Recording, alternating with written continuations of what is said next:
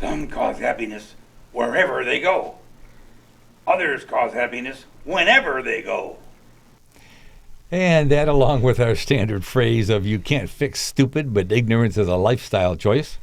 And Carl knows me. You know, he made that statement about me. He got real happy when I left. There's actually another statement that Carl's got today that it fits you even more, John. Oh, well, at least something fits me. I mean, look at the shirt. It's a little big. I've got a couple of things I've got to mention here that just Yeah. Okay, Burlington, Vermont. Once again this Christmas, throngs of people are visiting Pine Tree, Vermont. How many in a throng, I wonder? Geez, a throng? Is a throng 3 or 30? Well, I thought two's a couple, three's a few, and I guess a throng is more than, three. Several is 3 to 7. Oh, okay. I don't know. 3 can be a lot of fun if you get the right 3 together. We won't go into that. In Pine Tree, Vermont, try to find Pine Tree on a map and you're out of luck. The town is fictional. It's the setting, so is a lot of Vermont, let me tell you. As the setting for the 1954 holiday movie classic White Christmas, the town lives only inside the Vista Vision musical and a lot of really strange people's minds. Yeah, that's interesting. I've been to Vermont once. I actually got to go down and see the American Society of Dowsers. They had classes. They teach you how to douse water with a forked stick, and they had other things they'd teach you how to find water with. They were interesting people, and you just when you start thinking they're stupider than, they're crazy, they lost their mind, then they find a water vein that's only a couple feet deep, and you dig it up, and there it is. Let me tell you something. I worked at a place with a guy, Albert, and he was from Vermont, and he used to say, we worked in a tire store, and he would talk about a really bad tire. He'd say, "That's a fog auger." I say, "Okay, Albert, what are you talking about?" What he meant was it was okay in the fog. It was no good on a dry road or a wet road or a snowy road, but doggone it, in the fog it was great. Well, the way I drive fog is I usually stay in the driveway. Well, I've driven foggy, but I don't know. Fog never bothered me that much. But what I do is I find somebody ahead of me so I can see their lights, right? Oh, yeah. And I figure if anybody's going to hit anything, they'll hit it first, and I got that extra time to stop. Yeah, that's the way to do it. I tried to teach my son that. The only time it sure changes is after they got 10 or 11 cars hit in a row. Then the time you got just won't be enough, Yeah, well, that was a free tip from the Art and John School of Driving. Yeah, the Hard Knock School of Driving, because we learned the hard way to drive. I thought I was, great and when I was a kid. And after I had a couple accidents, I realized that, when a wet road drives different. Gosh. I laugh because in my life, I always thought I was all of us from Michigan think we're pretty good drivers. And when I finally stopped getting tickets is when I started realizing, gee, maybe I'm not quite as good as I thought I was. Yeah, the wonderful thing about Michigan, is we got all that extra water all around us, and we got some national forest in Michigan, a couple in the Lower Peninsula and a couple in the Upper Peninsula. It's a great place, and I don't really hunt, but boy, I like being out in the woods, Well, somebody asked me years ago, I said, I'll just go to the farm, Farmer Jack's. As long as I can walk into a store and get it, I see no point in going out there being wet and miserable and pretending I'm having a good time. Yeah, I'm a hunter. Here I got this rifle that can shoot, some of the big ones I guess can shoot. If you got a scope on them, you can shoot farther than you want to walk to pick it up, 3, 4, 500 yards. I mean, geez, I wouldn't even want to walk that far. Okay, now we're getting getting into the old thing about fast food. That's why I don't eat fast food. If I can't just stroll up to it, I ain't chasing it down. Okay, moving on, John. Yeah. Madison, West Virginia. If you want to understand why U.S. life expectancy is declining, West Virginia is a good place to start. The state is a bellwether of bad health. A good buddy of mine named Steve years ago, he used to say, I'm from West, by God, Virginia. That's all I got to say. West Virginia, you're fine. I don't care. But I certainly am not going to live the lifestyle a lot of the people I know from West Virginia live. Well, I'll tell you, the thing about West Virginia is they had a coal mine in the 1800s. It caught fire, and they just closed it off, figured it'd go out. It's still burning, and there's smoke coming up out of that one town, and they closed the town and bought everybody out. Well, you know what I think is funny? They probably took some of that stuff in the mason jars that you think is water and threw that down there trying to douse the flame. Yeah. That if you're ever in the wilderness, gonna have to be in the wilderness. Learn to make moonshine, because if you're in the wilderness, you'll be too far away for the revenuer to get you, and you get cut, you can clean it, and if you get cold, you put a little in the fireplace. And if you're too sane and you need to get crazy, now see, I don't need to get crazy, I already am, but you just drink some of that stuff and you get crazy. Uh-oh. Crazy is for people that cannot do it on their own. I hate these stupid machines, you know that? This thing's just trying to tell me that... I think it hates you too. Look, I know I'm not the best looking guy in the world, but I'm not a mistake. I got another one that from a previous show I was doing. Cheyenne, Wyoming, and I like this one. Oh, yeah. Lawmakers are looking for new ways to invest money from the state's rainy day account. At the end of this show, you'll see our our email address. Just email it to me, will you please? Thank you. Yeah, boy, that would be nice if they screwed up and emailed some money. Man, I'll tell you, you know what we should do is learn to be excellent forgers. And then what we'll do is we'll forge. Now, you don't want to forge dollar bills, because they don't like that at all, and they get real aggressive. But do you know why? Why? Seriously, why? Why? Because you can't make any money with a 1. You got to make at least a 20 or a 50 to make any profit on faking it.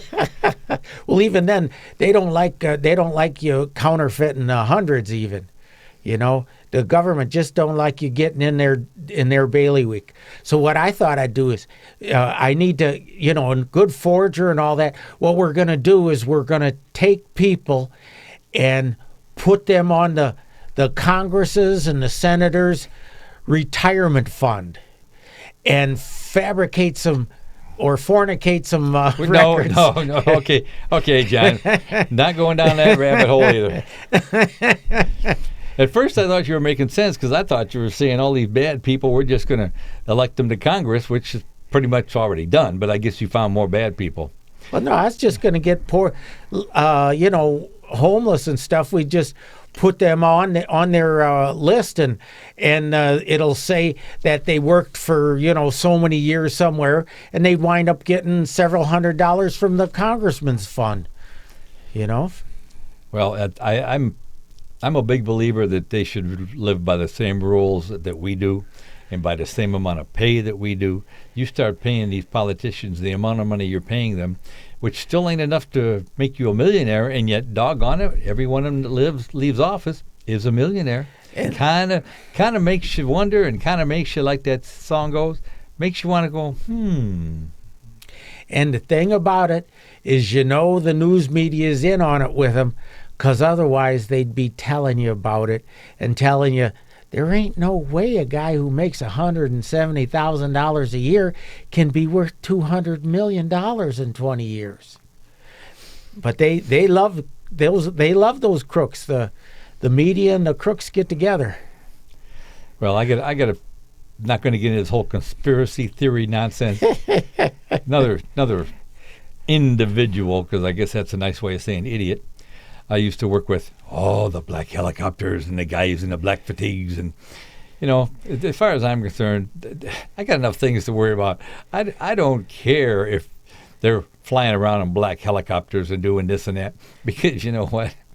It just isn't that important. They're going to do what they're going to do. But as far as black, if you want to see men in black, you go down to theaters and all the stagehands are dressed in black so they don't show up. That actually made sense, John. What's the matter? Your medication wearing off? Oh, darn. I guess I got to see if there's some moonshine in this thing or if it's just water. Well, at least from the looks of it, you know that it's not a urine specimen.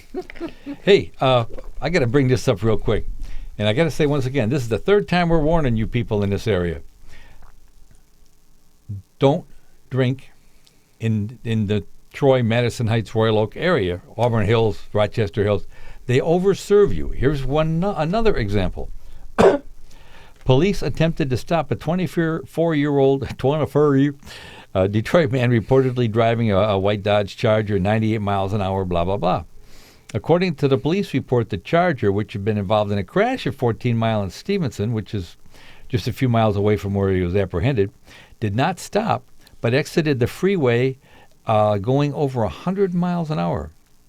Another local city here, Clawson, those police managed to stop him a mile or two later. Now, the driver was arrested and charged with reckless driving, failure to stop and identify at a property damage injury accident, and failure to report a property damage accident. He was asked what in the world prompted all this, and had he been drinking? He's, I had one drink. Yeah, right, you had one drink. But that's what I'm saying. They're so big that people are actually getting in trouble. Yeah, he had one glass of wine.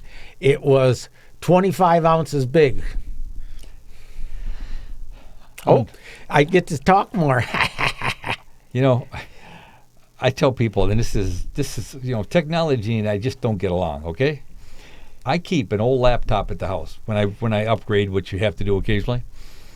When it really, really gets to me, I will take a hammer to it, drive over with my car, throw it on the ground, jump up and down on it. It makes me feel a lot better. Now, you're talking about upgrading. I can understand upgrading a laptop, but I've never upgraded my wife. I'm still on the first one. Am I doing something wrong? I am not the one to ask, John, because I am not on my first wife. and I guess we're being recorded too, so that's not a good time to answer this question. I think you were just smart enough to figure it all out at the very beginning. Took me a little bit of practice. Well, her and I went to couples counseling for a while too, because when the thrill wears off, you got to learn to work together and do things, and. Well, John, I've known you for what now, 5 or 6 years. Yeah. I'll tell you what, the thrill wore off for me a long time ago too. Yeah. Okay, let's move on. This isn't a John's counseling session here. At least it ain't going to become one. Phoenix, Arizona. The, quote, Mummies of the World, unquote, exhibit opens at the Arizona Science Center on Sunday. It'll be open on the weekends when the legislature is not in session, because that's where they'll be. Oh, yeah. But at least in Arizona, they got the right climate for the mummies, I would think that the northern states only have the right climate about half of the year, so I guess that doesn't count. Okay, Sacramento, California. No, we're not going to get into that, because all this nonsense about how many sexes are there and all this crap, I just don't even want to get into it. You know how many sexes there are now, and I still have trouble getting some, and there's all these sexes. Moving on. There's so many things I could say, John, about people's taste to getting better, etc. Denver, Colorado. Now, this, you millennials won't get this, but anybody has spent any time in the 60s and 70s will dive right into this. City voters will decide in May whether to decriminalize magic mushrooms containing the hallucinogenic drug psilocybin. What city now? You looking to move? Maybe I'll just go visit for one day. Well, it's Denver, Oh, wow. which is what they call the Mile High City anyway. Jeez. The thing that bothers me about that is the fact that you don't really know the purity of drugs a lot of times, especially if they're natural products. Oh, yeah. And there are people that cannot handle some of this stuff and ended up in institutions, literally. Yeah. You know, it's not really something you should play with. If you're going to play with it, you should do it under doctor supervision, because otherwise you might wind up in the nut house. Hope you don't mean like Dr. John and the Night Trippers. No, Dr. Timothy Leary. Oh, that's even worse. Okay, here's another one that got me. Danbury, Connecticut. An 84-year-old great-grandmother has earned her GED 65 years after dropping out of high school to help support her family. The News Times. Now, what kind of a name for that is the newspaper? The News Times. How about the Times News? The News Times reports Joan Butler Kaiser recently received her GED certificate after passing English, reading comprehension, math, and social studies tests. Just a word of caution, all you kids out there in high school. Oh, it's too hard. There's an 84-year-old lady with Alzheimer's that passed high school. Get your act together.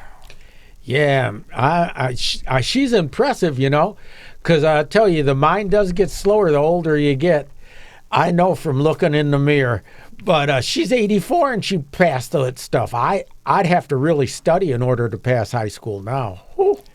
Now, actually, you probably wouldn't. Again, according to the National Education Association's own studies, a high school education in 1963 is the equivalent of a college education today. Oh, they dumbed it down that much. Wow. Sure, they got a bunch of people, paid them more money to do less, because now it's like the cities. You used to have a mayor. Well, now you got a mayor and a city manager and a mayor spokesman. And you know what? It's all this money going out, and you're not getting a thing more done. The roads still suck. The high school education has gotten dumber and dumber. My one stepdaughter, going to a college, in her freshman year in college, presented me because she was having trouble with her math.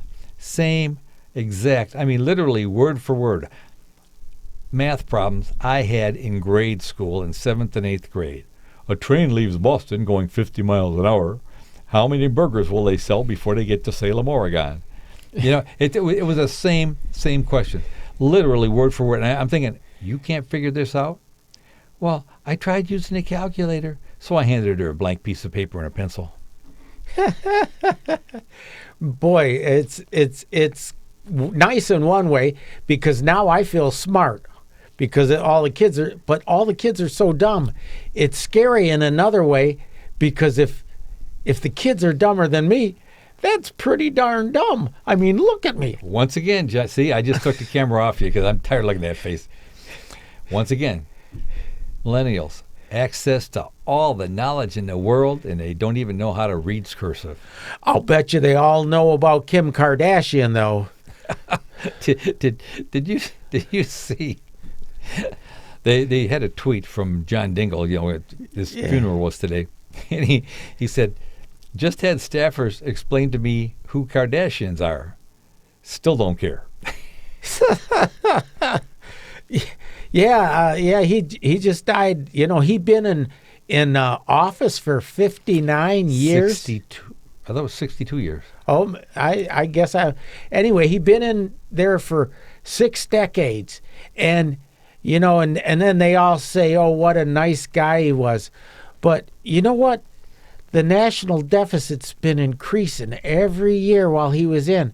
So I'm thinking he wasn't such a nice guy because he kept spending the grandkids' money. We're moving on again because we start getting off on politics, and we're both going to be beating our heads against the wall. Now, this one reminds me of my ex. Delaware City, Delaware. Firefighters were called out twice in 2 days to get a 2,000-pound Clydesdale horse back on its feet. You know, the Budweiser horses, the great big ones with the fuzzy hooves. Yeah. On Sunday, it took a Ford F-350 pickup, wetsuits, and fire hoses to rescue Bubba from a frozen, muddy creek. It reminds me of the time that my mother-in-law slipped on the ice. It took a similar amount of people, and we still had to get a crane.